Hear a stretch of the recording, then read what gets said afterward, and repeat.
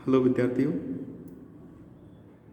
आज के इस लेक्चर में हम मनोवैज्ञानिक सुखवाद जो सिद्धांत है मानव स्वभाव संबंधी, उसका हम आलोचनात्मक मूल्यांकन करेंगे।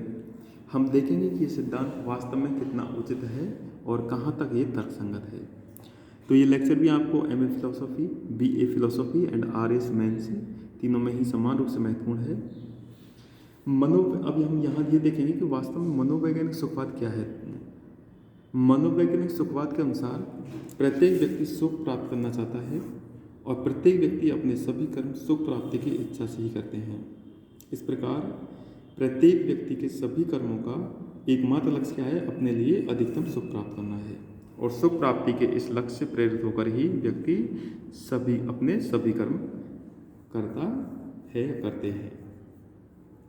तो मनोवैज्ञानिक सुखवाद क्या है? एक तरह से मानव का स्वभाव संबंधी सिद्धांत है जो बताता है कि मनुष्य किस प्रेरक से प्रेरित होकर अपने कर्म करता है। तो ये कहता है कि मनुष्य सुख की इच्छा से प्रेरित होकर ही अपने सभी कर्म करते हैं।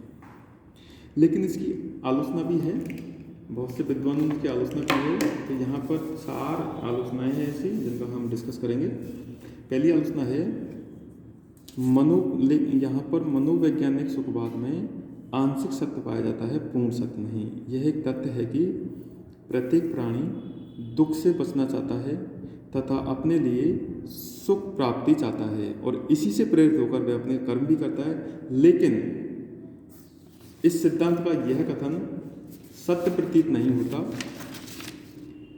कि प्रत्येक व्यक्ति सभी परिस्थितियों में केवल सुख प्राप्ति की इच्छा से ही कर्म करते हैं। मतलब कहने का मतलब मनोवैज्ञानिक सुखवाद क्या कहता है कि प्रत्येक व्यक्ति सभी परिस्थितियों में सारे कर्म सुख प्राप्ति की इच्छा से ही करते हैं। लेकिन ये जो कथन किया है ये पूरी तरह सत्य नहीं है। ये सत्य नहीं है कि प्रत्येक व्यक्ति सभी परिस्थितियों में सुख प्राप्ति की इच्छा से कर्म करते हैं। हो सकता है बहुत सी परिस्थिति ऐसी होती है जिसमें वो सुख प्राप्ति की इच्छा से कर्म नहीं करता, बल्कि कर्तव्य की भावना से प्रेरित होकर भी कर्म करता है। बहुत सी परिस्थितियों में कर्तव्य की भावना से प्रेरित होकर कर्म किया जाता है। ये भी सही है कि जब मनुष्य अपने कर्तव्य की भावना से प्रेरित होकर कोई कर्म करता है तो उसे कभी कभी सुख की अनुभूति भी मिलती है। लेकिन इसका तात्पर्य यह नहीं है कि वह इस कर्म को सुख प्राप्ति की इच्छा से प्रेरित होकर करता है। यानी कि कहने का तात्पर्य यह है कि मनुष्य के सारे कर्म सभी परिस्थितियों में सुख प्राप्ति की इच्छा से प्रेरित नहीं होते। कभी कभी दूसरे रीजन भी होते हैं, जैसे कर्तव्य की भावना होती है और इस कर्तव्य की भावना से कभी कभी सुख प्राप्ति भी होती है। लेकिन इसका तात्पर्य ये नहीं होता कि वास्तव में वो कर्म सुख प्राप्ति की इच्छा से हुए हैं। तो पहला हुआ है। दूसरी आलोचना यह है, बटलर ये कहता है कि सुख मनुष्य के कर्मों का प्रत्यक्ष एवं तात्कालिक प्रयोजन नहीं होता। बटलर के अनुसार हमारा तात्कालिक प्रयोजन के विषय भोजन है, धन है, वस्तुएं, भौतिक वस्तुएं आदि होती है जिनसे हमें सुख प्राप्ति की संभावना होती है। तो मनोवैज्ञानिक सुखवाद क्या कहता है कि हमारा जो प्रेरक है वो सुख प्राप्ति है। लेकिन बटलर ये कहता है सुख प्राप्ति नहीं है, हमारा सुख नहीं है तात्कालिक प्रयोजन। तात्कालिक प्रयोजन वो वस्तुएं होती है जिनसे हमें सुख मिलता है। तो यहाँ भी इसका खंडन हुआ है। तीसरी जो आलोचना है वो ये है, सिज्विक ने सुखवाद के विरोधाभास के आधार पर मनोवैज्ञानिक सुखवाद का खंडन करने का प्रयास किया है।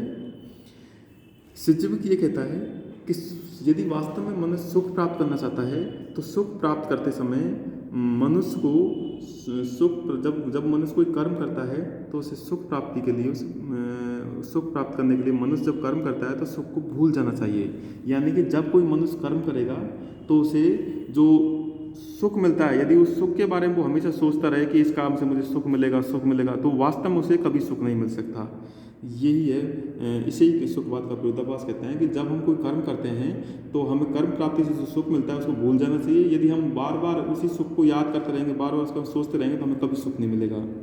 यदि हम कर्म करते समय बार बार सुख के बारे में सोचते रहेंगे तो हमें सुख प्राप्त नहीं हो सकता। लेकिन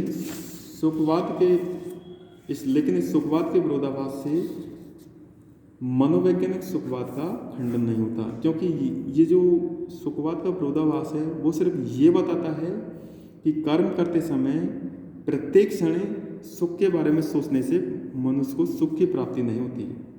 सुखवाद का विरोधाभास यह प्रमाणित नहीं करता कि सुख की इच्छा मनुष्य के कर्मों का मूल प्रयोजन नहीं है।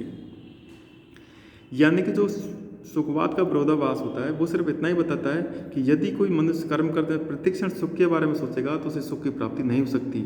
लेकिन ये मूलभूत आधार नहीं है मनोवैज्ञानिक सुखवाद। मनोवैज्ञानिक सुखवाद सिर्फ इतना कहता है कि जो मनुष्य के कर्म है उसका मूल प्रयोजन सुख की इच्छा है। अगली है आलोचना, चौथी आलोचना है कि मनोवैज्ञानिक सुखवाद सभी कर्मों का एकमात्र मूल प्रयोजन केवल सुख को मानता है, जो कि इस सिद्धांत की सबसे बड़ी कमी है। यहाँ इस महत्वपूर्ण तथ्य की उपेक्षा करता है, यह है इस महत्वपूर्ण तथ्य की उपेक्षा करता है कि समस्त मानवीय कर्मों का कोई एक प्रयोजन नहीं हो सकता। आधुनिक मनोविज्ञान भी ये मानता है कि मनुष्य के कर्मों के विभिन्न प्रेरक होते हैं, जिनमें सुख प्राप्ति भी एक प्रेरक है। सुख प्राप्ति की इच्छा, विशुद्ध परोपकार वृत्ति, विशुद्ध कर्तव्य की चेतना, मनुष्य के तात्कालिक संवेग आदि बहुत से प्रेरक है।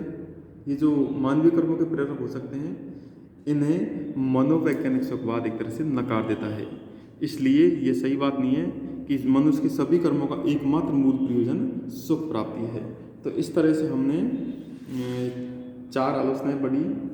पहली आलोचना यह है कि एक तरह से मनोवैज्ञानिक सुखवाद में आंशिक सत्य पाया जाता है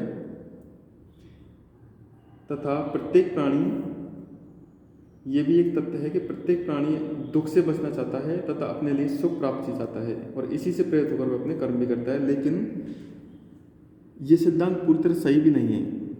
प्रत्येक व्यक्ति सभी परिस्थितियों में केवल सुख प्राप्ति की इच्छा से कर्म नहीं करते, कभी कभी वो कर्तव्य की भावना से भी कर्म करता है। दूसरी आलोचना बटलर ने दी थी।